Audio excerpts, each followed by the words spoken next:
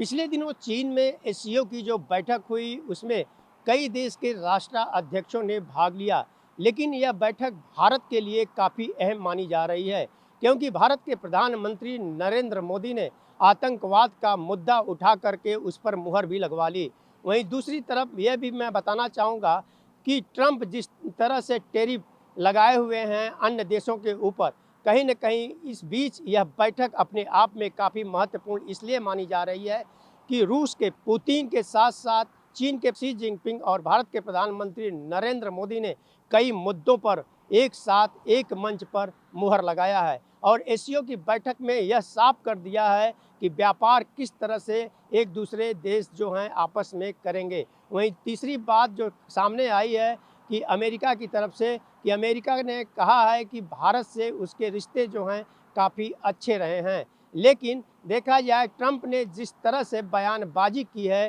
ख़ास तौर से 4-5 दिन के बाद उन्होंने कहा है कि भारत जो है उनके देश से कम सामान जो है लेता है, लेकिन अपना सामान ज़्यादा जो है अमेरिका में बेचा करता था और टैरिफ भी भारत ने कम नहीं किया है और इसके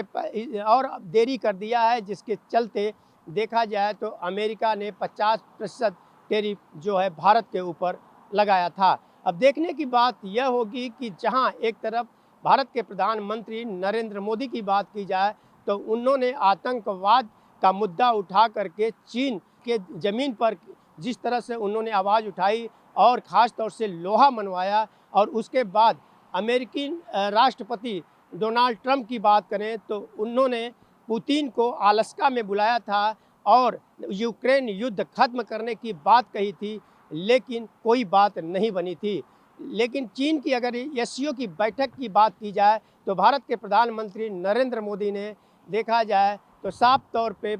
यह बात की कि